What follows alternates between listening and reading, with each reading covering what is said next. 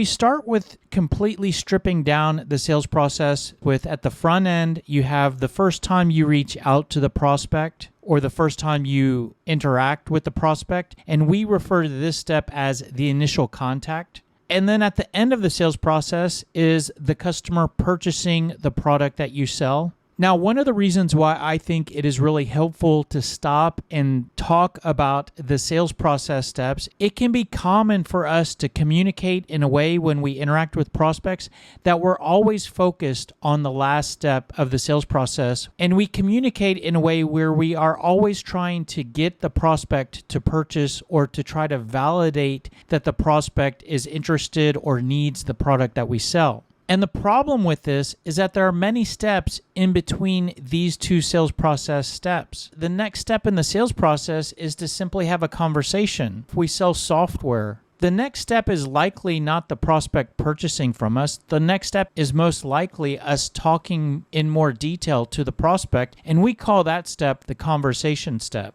And after the conversation step, we might want to progress to a step where we talk more about how we can help the prospect and maybe show the prospect our product or demonstrate our software.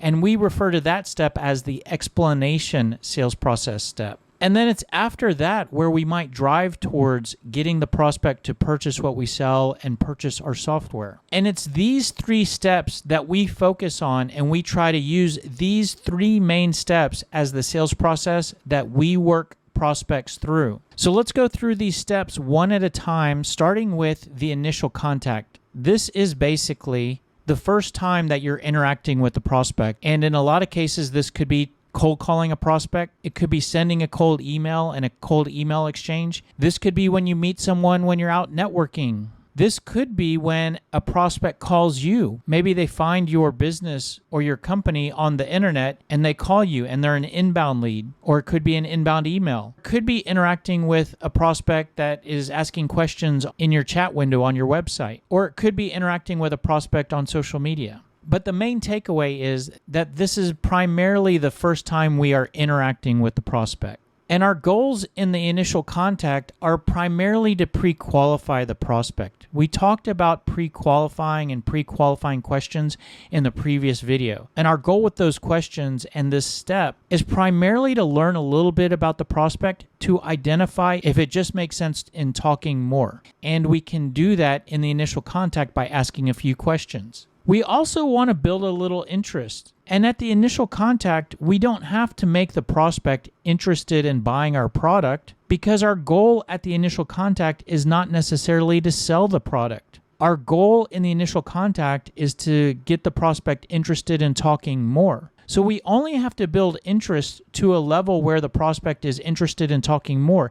And that's a level much lower than the level of interest needed to sell your product. And what we're going to close for in the initial contact, we simply need to focus on the next step of the sales process, which is the conversation step. The structure to the initial contact is typically a very short interaction. It should be between 2 to 5 minutes. So this would be a 2 to 5 minute cold call, or it might be talking to someone for 2 to 5 minutes at a networking event, or maybe interacting with someone for 2 to 5 minutes in a website chat window. Now, the first time you interact with a prospect, you could certainly talk to them for more than 2 to 5 minutes. And this could be where your cold call goes longer than 5 minutes, or you talk to someone at an event for longer than 5 minutes. And that's okay. But in most cases, what's taking place is that you've moved beyond the initial contact and you've moved to the next step of the sales process in that same conversation. And that's okay, but there's some reasons to avoid that or to at least know that that's happening, and we'll talk about that in a minute. But in the initial contact, we want to focus 80% of the conversation on the prospect and 20% of the conversation on you. Now, this is actually the opposite of what a lot of product selling salespeople do, in that they will often talk 80% about them and about their product and about their company. So this shift here is where you're going to start to position yourself more as a consultative selling salesperson. And the 20% that's focused on you, maybe towards the end of the call or end of the conversation, and this is where you just start to introduce a little bit about you. And since we're not trying to build interest to a level where we need to get the prospect to want to purchase what we sell, 20% is enough to just introduce ourselves and talk a little bit about us right before we go for the close. Now, the way that we're going to get 80% of the initial contact focused on the prospect is by asking good questions. And this is where we can ask our pain questions and our current state questions. And as we already discussed in the previous video, these questions are really good at learning what's going on with the prospect, and that will help us to pre-qualify to identify if it makes sense to talk more. Once we learn a little bit about the prospect and identify that it makes sense to talk more and then close the prospect on talking more, we can then schedule an appointment or schedule another phone call or close them on talking more right then. And at that point, we progress to the conversation step of the sales process. And the conversation step is pretty much just talking more in what is most commonly experienced as an appointment, could be an online meeting, could be meeting a prospect for a coffee, a drink, or maybe a meal. As I've already mentioned, the conversation step could be talking more in the form of an extended cold call. The cold call was the initial contact, and then we're continuing to talk more with the prospect and have the conversation step right then. Or maybe the initial contact was meeting a prospect at an event, and then we continue to talk more and learn about that prospect at that same event. Now, the goals for the conversation step start to change a little bit, and this is where we want to start to qualify the prospect. In the previous video, we talked about pre-qualifying, which is learning what's going on, and then qualifying is really asking questions to learn more to make sure that the prospect is a good fit with what you sell and identify if they're a real prospect that you want to invest your valuable time with. So in the conversation step is where we're really going to talk more, and this is our real opportunity to learn more about the prospect. And as we talk more about ourselves, then we can work towards building more interest on the prospect side. And our goal for closing is to not necessarily close for the product, but close for the next step in the sales process, which is the explanation step. And the structure of the conversation step is going to be a little bit longer than the initial contact. It could be anywhere between 10 to 60 minutes. So for most B2B sales, it can often look like putting 10 to 20 minutes on the prospect's calendar. Although when you do that, you still might send over a 30-minute meeting block. But for more complex sales, you might want to put 60 minutes on the calendar for the conversation step. And the conversation step is going to start to balance out compared to the initial contact. If you recall, the initial contact was 80% on the prospect and then only 20% on us. Now we're going to balance out with 50% on the prospect and 50% on us. And a nice way to organize this is let's make the first half of the meeting all about the prospect. And this is where we're going to ask questions and learn about the prospect.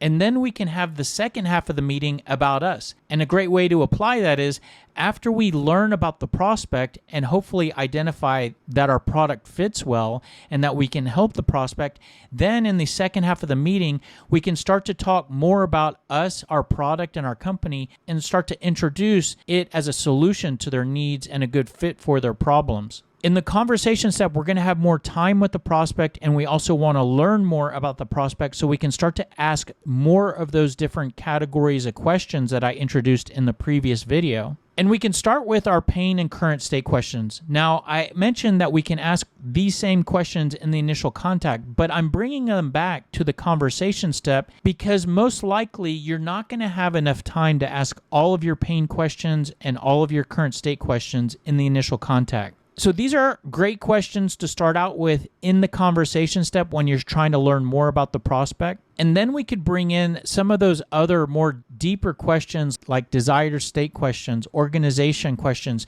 and all of those qualifying questions we talked about in the previous video, such as need to purchase, ability to purchase, authority to purchase, and intent to purchase. Hopefully in the conversation step, we identify that we can help the prospect and we close them on the explanation step, which is where we can explain in more detail how we can help the prospect. And this will usually take the form of some sort of presentation. It could be a demonstration of your product or a demonstration of your software. In some cases, you might not have a lot to present or a lot to demonstrate, so the explanation step could just be you sharing a proposal, or you sharing a quotation, or simply you sharing a list of options. The goals for the explanation step are going to include qualifying the prospect. This is a carryover from the previous sales process step. The conversation step is probably where you really want to start and do most of your qualifying, but anytime you meet with a prospect is a good time to ask questions,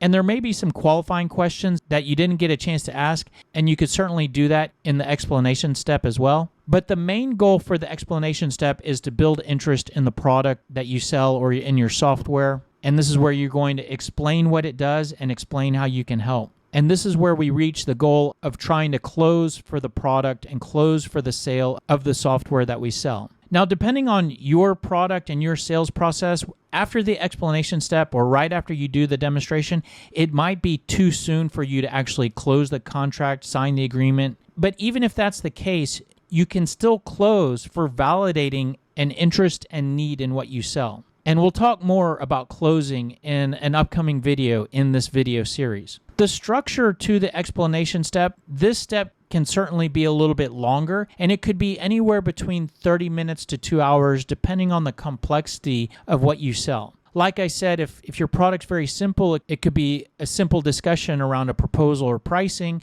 and that would be closer to 15 or 30 minutes, whereas a formal presentation and demonstration could be anywhere between 1 to 2 hours. The structure here is going to be the total opposite of the initial contact. In the initial contact, we're 80% on the prospect, 20% on us, just enough about us to get the conversation started. At this stage, 20% on the prospect and 80% on us. And a nice way to organize this is to maybe put that 20% on the front end where you talk to the prospect about all the different things you've learned about them, and then you present and demonstrate your software by showing how it fits against all of the things you've learned about the prospect and all of the needs that you've uncovered that they have. Like I said, there still might be questions that you haven't asked once you reach the explanation step. So maybe before you get to your presentation, or maybe at the end of the meeting, you might want to try to take advantage of that time to continue to learn more about the prospect, continue to ask more qualifying questions. I have added another category of questions here, such as closing questions. So those are questions we haven't discussed yet, and talk about those in the upcoming video on closing.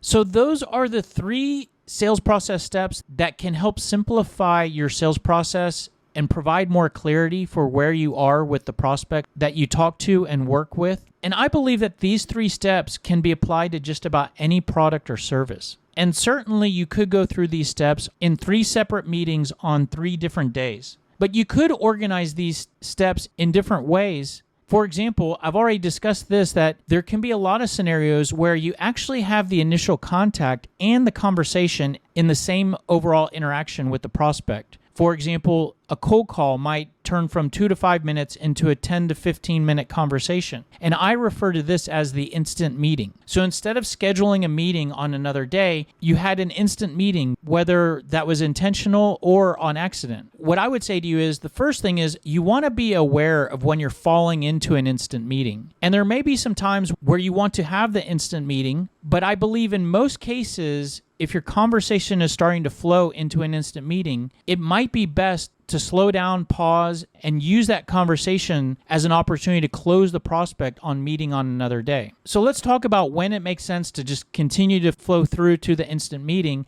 And that's when you are on the phone or talking with a prospect that's really difficult to get a hold of. If you think that this might be your only chance, you might want to get as much as you can out of that prospect at that particular time. You also might want to have an instant meeting if this first interaction is face-to-face. For example, if you're talking to a prospect at an event and you're in the initial contact step and you're starting to have a good conversation, maybe it makes better sense just to keep talking right then since you're already together. Another scenario could be that your product is not real complex. If you sell something really simple, it might make sense just to keep talking about it right then instead of getting together on another day. And it could make sense to have an instant meeting if time is urgent and the prospect wants to move quickly, and instead of waiting to get together on another day, just get together and hammer out the conversation right then. But the reason why I recommend pausing and then closing the prospect for meeting on another day is that in most cases, you will get more time and attention with the prospect. For example, if you cold call and then they start asking a couple questions, you might be able to stretch that cold call out into an instant meeting